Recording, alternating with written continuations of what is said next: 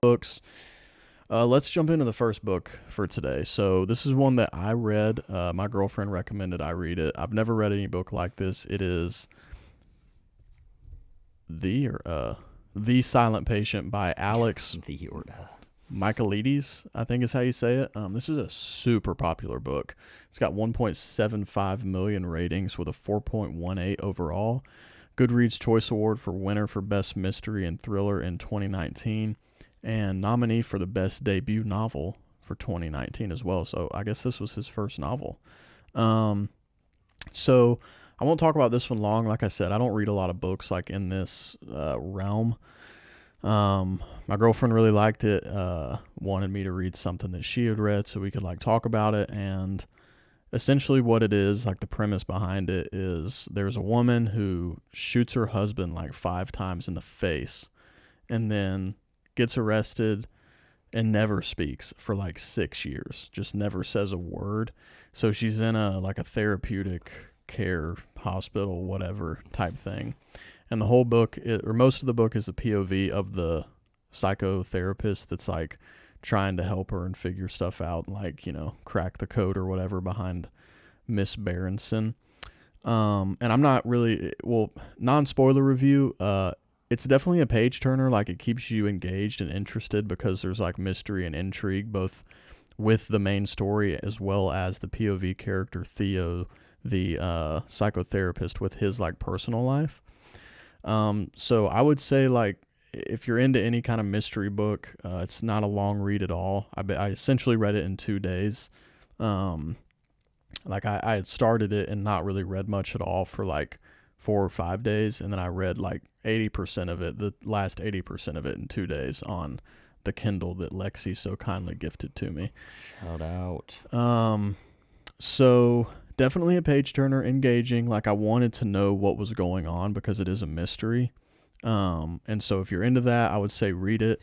As far as the ending, you're either going to like it or you're going to hate it. I've heard that it's controversial, but obviously it has got a 4.18 overall rating out of 5 with 1.7 million reviews. So most people obviously liked it, for the most part. So non-spoiler review, if you're into that kind of thing, check it out. Spoiler review incoming. If you don't want to know what happens in this book, check out, skip forward like 5 or 6 minutes.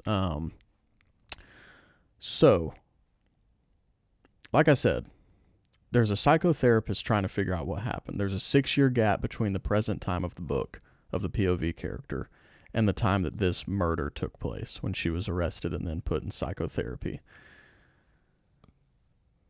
The whole book, you start unraveling this story of like her family backstory, the relationship she had with her husband, like all this other stuff going on in her life through the psychotherapist interviewing her, not really getting any words out of her for the most part until the end, but then talking to her family members, some of her friends, and starting to unravel this story of like, okay, there was more going on here, maybe like there was some weird stuff.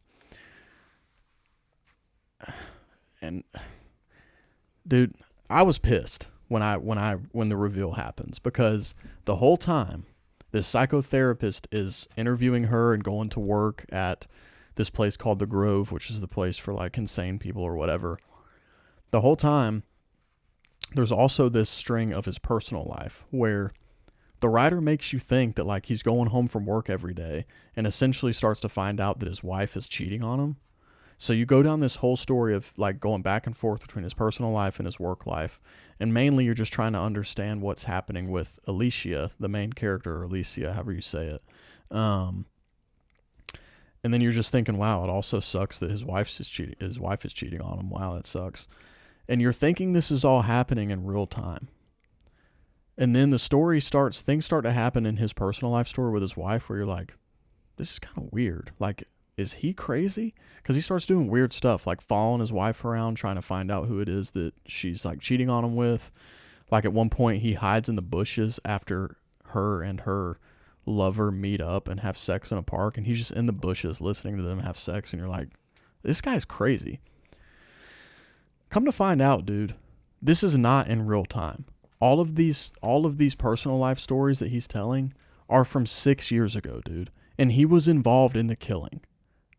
Like, And it does, and I checked with with Taylor, my girlfriend, to make sure that I didn't miss something, and she said, yeah, like it makes you think it's in real time. And then I asked Lexi the same question when we were on the phone, and you put her on speaker. She thought the same thing. This guy, Alex Michaelides, pulls this cheap trick where his only way to keep you engaged is by tricking you into thinking that like this is in real time, but it's really going back in the past 6 years. So the reveal is that essentially the psychotherapist finds out that his wife is cheating on him with the girl who ends up killing her husband with her husband.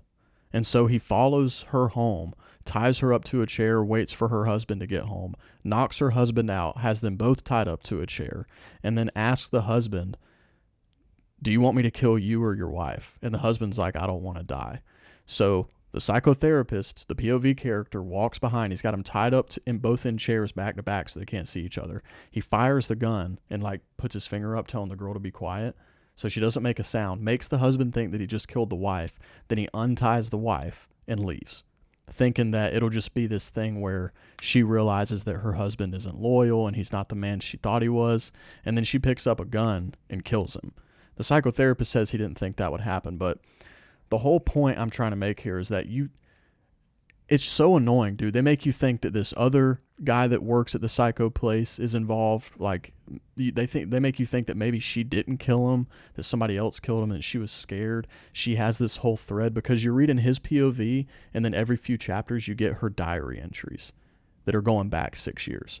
So she starts telling about how she sees this man stalking her, but then there's a history in her past of her thinking she sees people, so no one believes her. And it's the psychotherapist.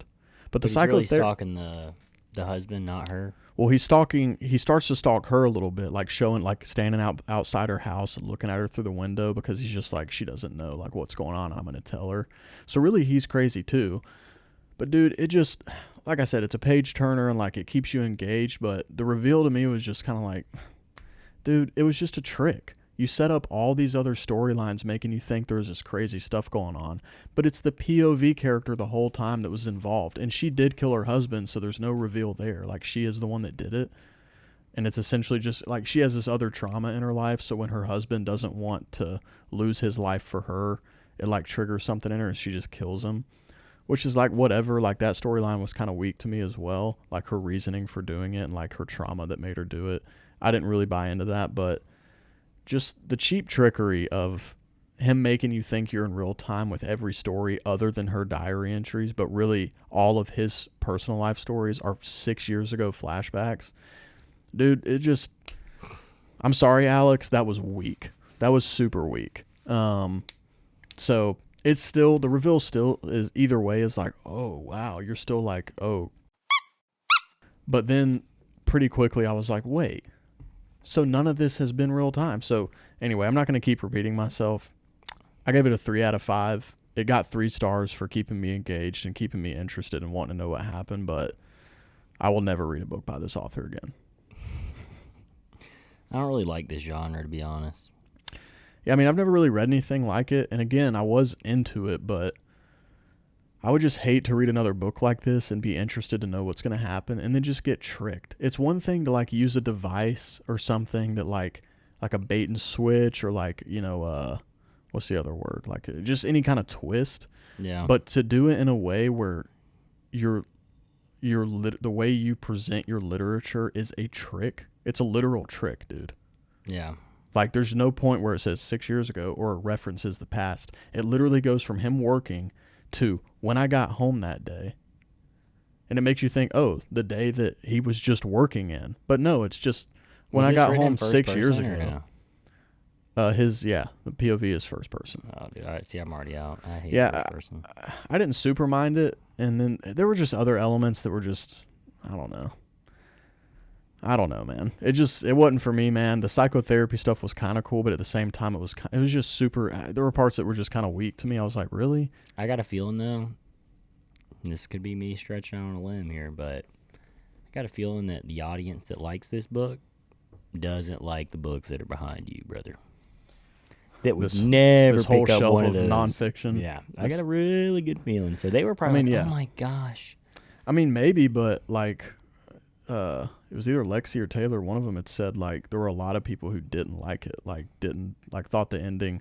Like I think this rating might be so high because most of the book is good, dude. Like it's well written, and it keeps you engaged. Like it wants you to read the next chapter. Especially like you said, I was reading on the Kindle. Every time I started a new chapter, I'd look down on the bottom left. It would say 3 minutes left in this chapter, and I was like, Yeah. okay, I love what's 3 minutes of my life? So I just ripped through it. Yeah. With every chapter It's being so that funny way. to me. Like I'm just looking at it on Goodreads and looking at the ratings, and then like the bad ratings. Like I hate this type of person right here. This rating here, because again, your rationale for not liking this book has nothing to do with this person's rating. So this person's rating talks about how the silent patient fails as a psychological thriller on all fronts. The narrator lacks any credibility as a psychotherapist, spouse, or man. Aside from the flaws, the author demonstrates that he knows nothing about mental health diagnoses, treatments, and indicated medications, because the biases he displays in this novel contribute to a culture of misinformation that discourage the reader who needs treatment for therapy from getting it. It's like I hate it when I read reviews, especially of like fantasy books, where it's like, man, women are oppressed in this fantasy world. And it's like, yeah, that's a part of the story. Like, he's not encouraging the oppression of women. Because normally in that same society, there will be like a strong female character who breaks through that. Like, it's a part of the conflict. So I don't know. Yeah. No, I just agree hate with it when that. people like talk about like, yeah, of course, I'm sure this Alex Michaelides guy, yeah, maybe he is a psychologist, but I'm gonna bet he's not. So he's just writing from. If he is, he's setting not a up good a one. story. Like He can't so, be. yeah, I'm sure he has biases, but those biases probably. I mean, obviously, if this psychotherapist did have any credibility, there would be no story because then he wouldn't have like led to this. I mean, I haven't read this book, but led to doing actions that are Well, that's the other in need thing. of therapy. Like, so, I understand of course people, he doesn't. Yeah, I understand people like not liking the psychotherapy aspect of it because the more you read, the more you realize this main character, his POV character, is terrible at his job, and it's partially because he's crazy. But there are a lot of parts, like even where he talks to another psychotherapist that like used to be his therapist. She like gives him advice, and you're like, would a psychotherapist really give this kind of advice to someone? Because it was horrible advice, dude. It was like, that is so selfish and just like narcissistic of you to tell him to do. But this review I just pulled up says this book hinges completely on its quote-unquote twist, a twist that also renders the majority of the narrative completely irrelevant. And that is a good way to describe it, because it's just all like, wait, this is all flashbacks, and like nothing makes sense to me anymore. Like none of that really mattered or had an impact on the rest of the book because it's so long ago. So like its impact is just way different than I thought it was. And the narrative of the girl's family members and her friend, like her other, like one of her previous therapists, it all just gets rendered completely irrelevant because you're like, wait, it's just the POV character that's been. It seems like he's writing his own entries in a diary the way it's presented because it's first person. You're like, he's like lying to himself the way he's presenting this narrative because he knows none of this is true. He knows none of these other threads are legit because he was there when the crime happened. Yeah. Like, so anyway, man, again, it kept me engaged. Some parts were interesting. I did want to know what happened. I was bummed that I wouldn't say bummed. I wasn't surprised that she was indeed the killer. But I was really disappointed in his twist of Theo, the POV character, being involved in it. And it just felt like a cheap trick, man. I felt cheated by the author. So yeah, it's a no for me, dog. If you've made it this far in this portion of the review, I don't really recommend this book. It was all right, but it's definitely not something I'm ever going to read again. I can tell you that right now. Yeah. So let's leave The Silent Patient by Alex Michaelides behind and get into our main discussion of this episode,